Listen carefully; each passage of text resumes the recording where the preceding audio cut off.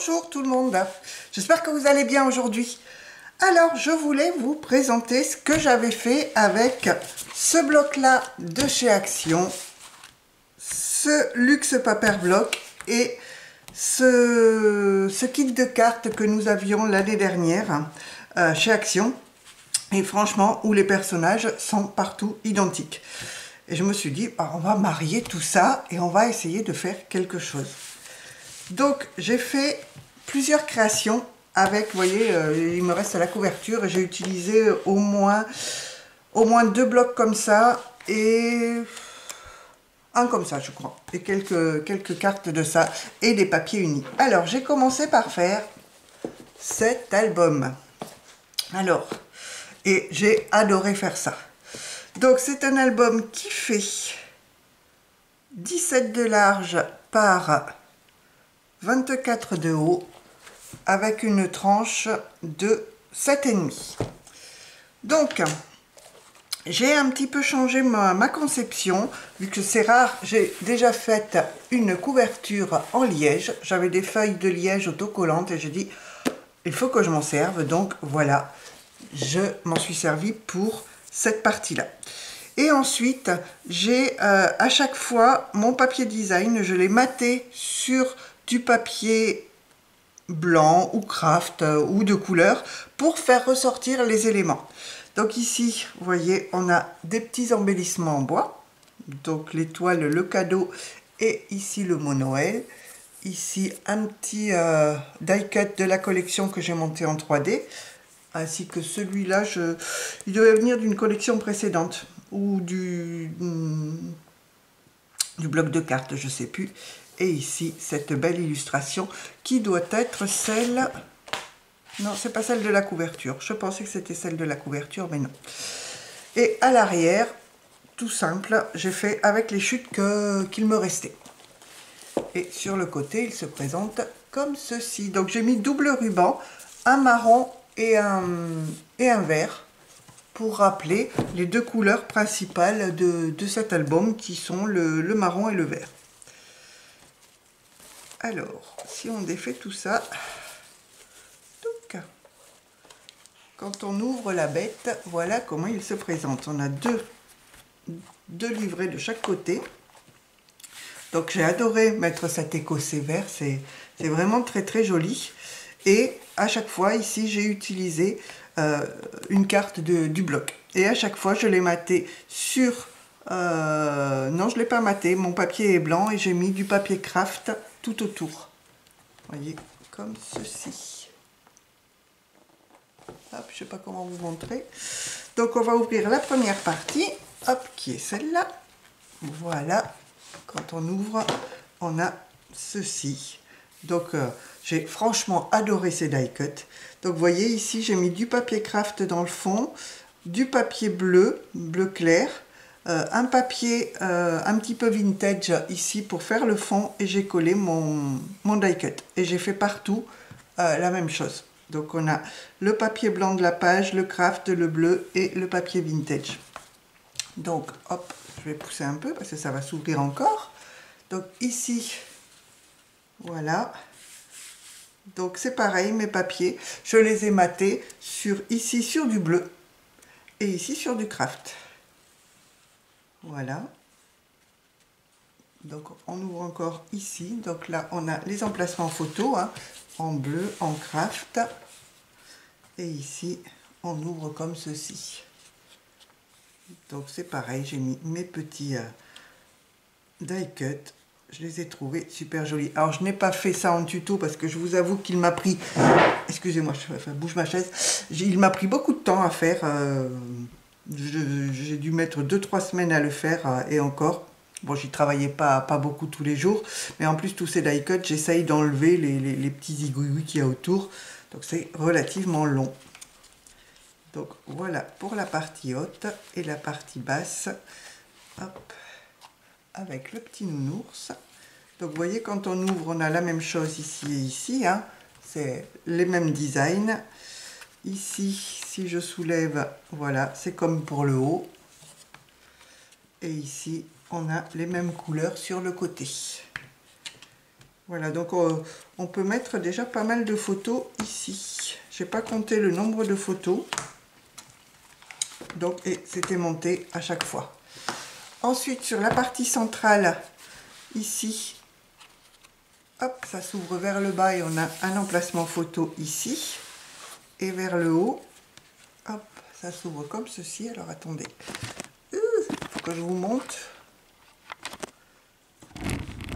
Excusez-moi, je vous recule un petit peu pour avoir plus de place. Donc, dans le haut, ici, on a un livret qui s'ouvre comme ceci.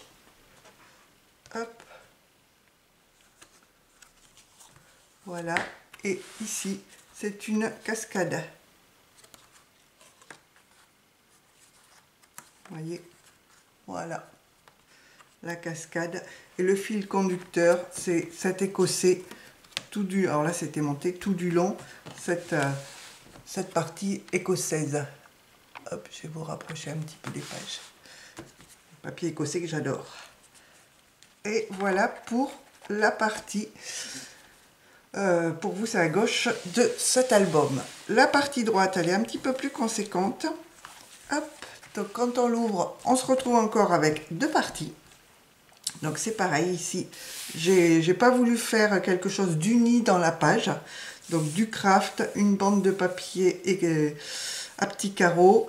Ici j'ai maté sur du vert une carte également de l'album. Et j'ai fait la même chose en haut et en bas au niveau décoration. Et la même chose sur les deux pages. Ensuite, quand on ouvre ce côté-ci, alors je vais ouvrir là sinon ça fait trop épais. On se retrouve, alors ce côté-ci, le fil conducteur, c'est ce papier à carreaux.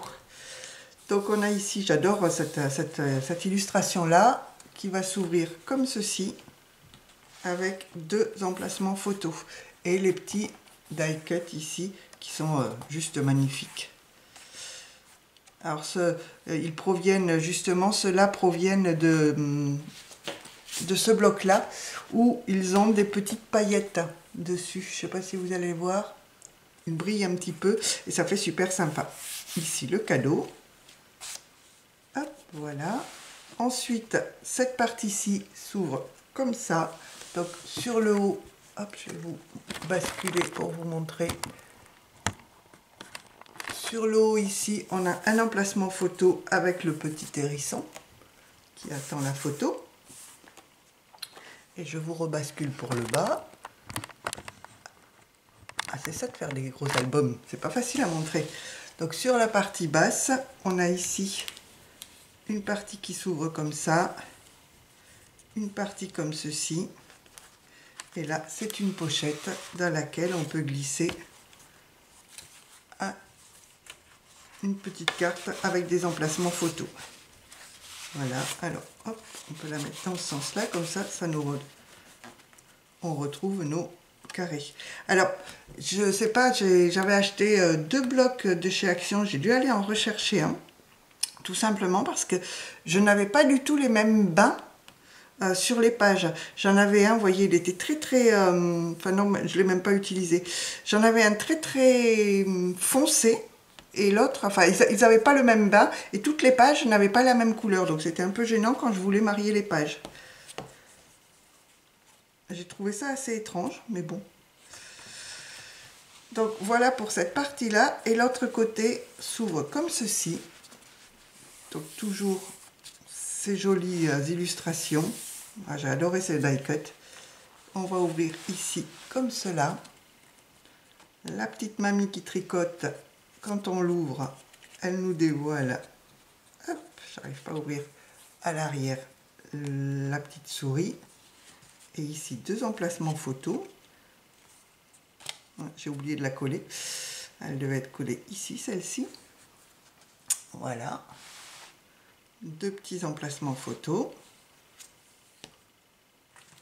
Et ensuite, de ce côté-ci, ça s'ouvre comme ça, avec deux emplacements photos. Et ici, alors, ils sont vraiment magnifiques ces die cut. À nouveau, une petite cascade. Vous voyez.